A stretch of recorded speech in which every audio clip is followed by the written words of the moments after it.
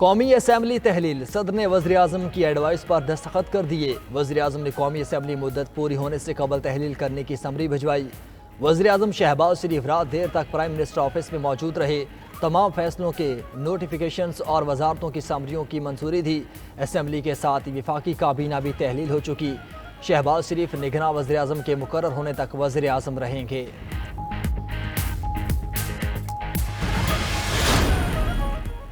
کون بنے گا وفاق میں نگران؟ تاحال اتفاق ہوا نہ اعلان۔ زیر غور ناموں میں شامل حفیظ شیخ، خلیل رمدے اور شاہد خاقان۔ آئندہ عام انتخابات تک کون کرے گا حکمرانی؟ دوڑ میں شامل ایک نیا نام، جلیل عباس جیلانی۔ حفیظ شیخ کے نام پر مسلم لیگ نون کے تحفظات برقرار۔ وزیر اعظم اور اپوزیشن لیڈر کی ملاقات آج ہوگی۔ سابق حکومت نے ملک ڈیفالٹ کرنے میں کوئی کسر نہیں چھوڑی۔ وزیر اعظم شہباز شریف کا کابینہ کے الوداعی اجلاس سے خطاب، کہا مشکل وقت میں حکومت لے کر معیشت کو سنبھالا۔ تمام اتحادی جماعتوں نے بھرپور ساتھ دیا۔ 9 مئی کے واقعات، آرمی چیف کے خلاف بغاوت کی کوشش تھی۔ قومی اسمبلی میں الوداعی خطاب میں وزیر اعظم بولے، سائفر ڈرامے نے امریکہ کے ساتھ تعلقات کو متاثر کیا۔ گزشتہ دور میں اپوزیشن کو دیوار سے لگانے کی کوشش کی گئی۔ اسمبلی میں بیٹھے لوگوں کو ڈاکو اور چور کہا گیا۔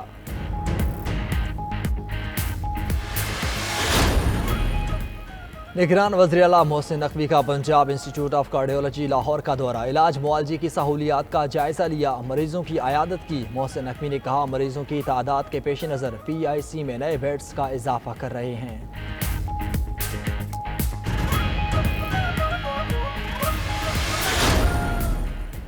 اور کراچی کے گورنمنٹ کالج برائے خواتین منگو پیر میں مفت میڈیکل کیمپ، پاک آرمی کے زیر اہتمام کیمپ میں 937 مریضوں کا مفت علاج کیا گیا۔ ضرورت مند افراد کو مفت دوائیاں بھی فراہم کی گئیں، مریضوں کے مختلف ٹیسٹ بھی کیے گئے۔ شہریوں نے میڈیکل کیمپ کے انعقاد پر پاک فوج کا شکریہ ادا کیا۔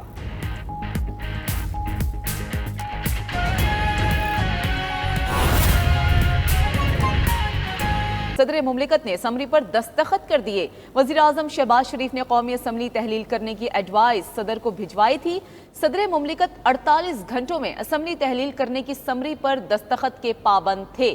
سمری پر صدر کے دستخط کرتے ہی قومی اسمبلی ٹوٹ گئی۔ قومی اسمبلی ٹوٹتے ہی وفاقی کابینہ بھی تحلیل ہو گئی۔ شہباز شریف نگران وزیر اعظم کے مقرر ہونے تک وزیر اعظم رہیں گے۔ صدر نے قومی اسمبلی کی تحلیل وزیر اعظم کی ایڈوائس پر آئین کے آرٹیکل 58(1) کے تحت کی۔ صدر مملکت نے لاہور سے قومی اسمبلی تحلیل کرنے کی سمری منظور کی۔ اتحادی حکومت کی مدت ختم، تاحال نگران وزیر اعظم کے نام پر اتفاق نہ ہو سکا۔ نگران وزیر اعظم کے لیے حفیظ شیخ، شاہد خاقان عباسی، جسٹس ریٹائرڈ خلیل الرحمان رمدے اور جلیل عباس جیلانی کے نام زیر غور۔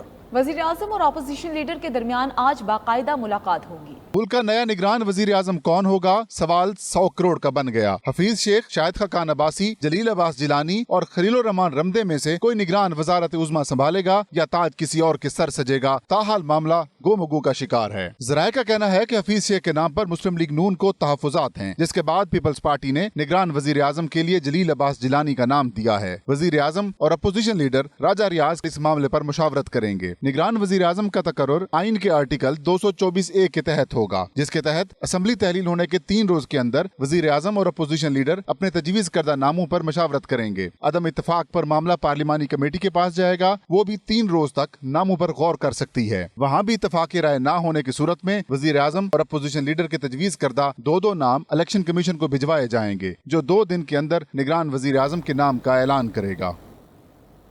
وزیر اعظم شہباز شریف نے کہا ہے کہ 9 مئی کو ریاست اور army chief general Syed Asim Munir کے خلاف سازش کی گئی۔ سازش کامیاب ہوتی تو نتائج بہت بھیانک ہوتے۔ اس رپورٹ میں مزید جانتے ہیں۔ وزیر اعظم شہباز شریف کا قومی اسمبلی سے الوداعی خطاب، 16 ماہ کی حکومت کے لیے اعتماد کرنے پر ارکان کا شکریہ ادا کیا، دوران حکومت پیش آنے والی مشکلات اور ان سے نمٹنے کے اقدامات سے آگاہ کیا۔ وزیر اعظم نے سابق حکومت کی پالیسیز پر تنقید کی اور کہا کہ PTI حکومت نے IMF معاہدہ توڑا، دوست ممالک سے پاکستان کے تعلقات خراب کیے، سائفر ڈرامے سے جلتی پر تیل کا کام کیا، اپنے سوا سب کو چور کہا۔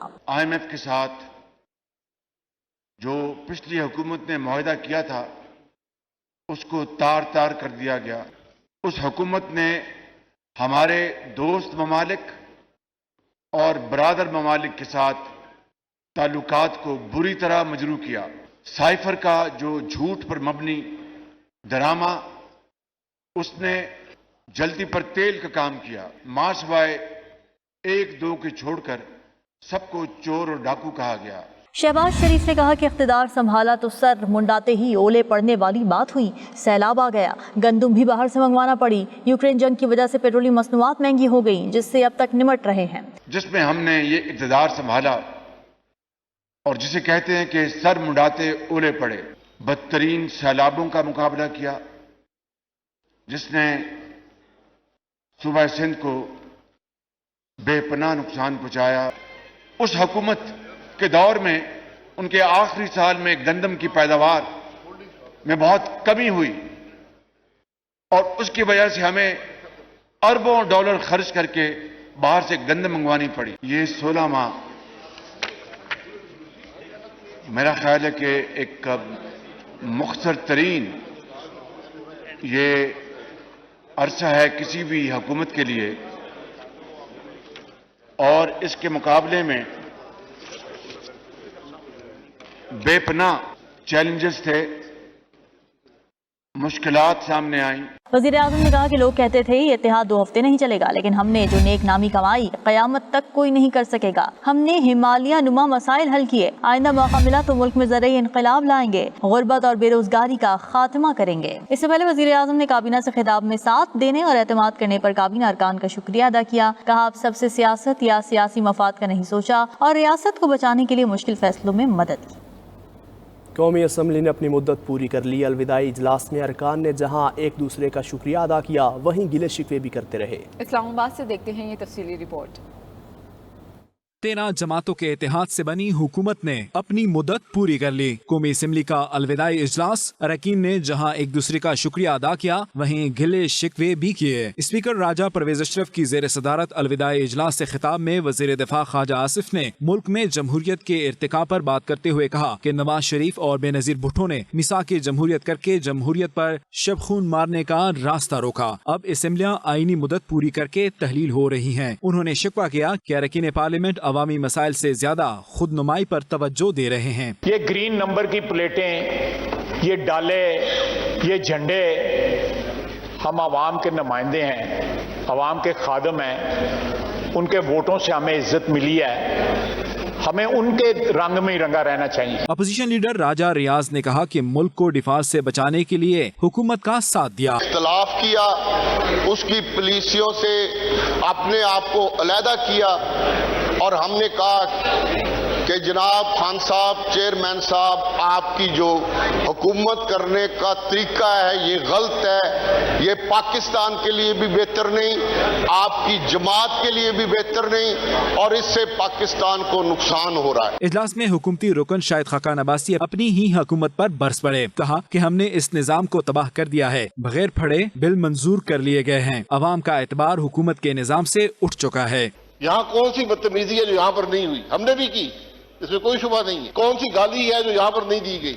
आज ना अपोजिशन है, अपोजिशन के बगैर असेंबली नामुकम्मल होती है। इन सब बातों से हमने सबक हासिल करना है। मुल्क के अवाम देखते हैं, हमसे तवक्को रखते हैं। नूर आलम खान ने 18वीं तरमीम को बादे नजर में मुल्क के खिलाफ बोलने का एक लाइसेंस करार देते हुए कहा कि हमें सबसे पहले पाकिस्तान का सोचना होगा। इख्तितामी अल्फाज में स्पीकर कौमी असम्बली ने तमाम अरकान के किरदार को सराहते हुए कहा कि इस असम्बली ने मुश्किल तरीन हालात में मुल्क को संभाला दिया।